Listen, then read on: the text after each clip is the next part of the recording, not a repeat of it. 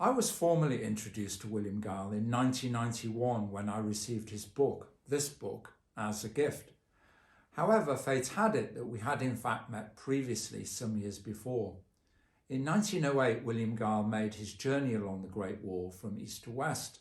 In 1987, I made my journey along the wall from west to east, and we met head-on at Lorwenyu in Hebei province, where we each took a photograph of the same wall view, photographs that were taken 79 years apart. In this sequence, I return to the location of that very fortuitous meeting to contemplate its significance. What had happened at Lorwenyu in 1908 and 1987 is what I call coincidental rephotography, and it's that inspired my planned rephotography of all of William Geil's original Great Wall photographs, to document a century of change and to influence a better future for the Great Wall. After 5 years working together, we presented our results by publishing books and curating exhibitions. And then I felt it was time for me to say thank you to William Geil. It was 2008, the centenary year of his milestone expedition. I travelled to his hometown, Doylestown in Pennsylvania, and I carried this book with me as I paid my respects to the first explorer of the wall, and left a commemorative plaque beside his grave to mark his historic achievement. The story of this book is much greater than that contained within these pages printed between these boards, as you're about to see.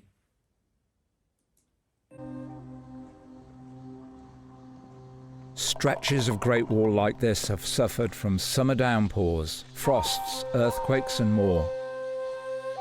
And that's resulted in the slow crumbling of its towers and battlements, leaving them in this rugged state. It's estimated that a third of the Great Wall has already disappeared.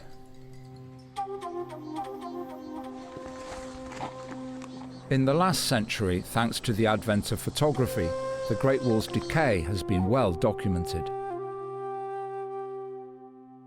Over a century ago, one of the most prolific photographers of the wall was American explorer Dr. William Edgar Geil, who, on his own Great Wall adventure in 1908, photographed hundreds of places along the Ming Wall.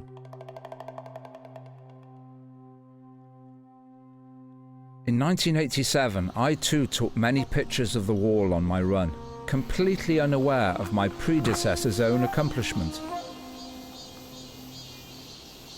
And it was at this location, when I trekked up this hillside, where I took one very significant photo that led to a life-changing coincidence that changed my destiny.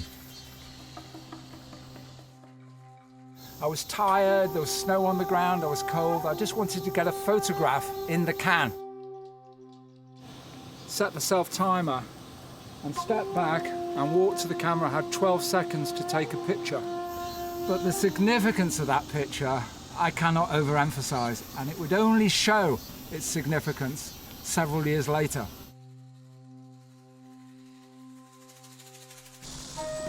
This is my book, and it contains a key photograph, and based on the shape of the wall here and the skyline, I deduced it was here that the key photograph was taken.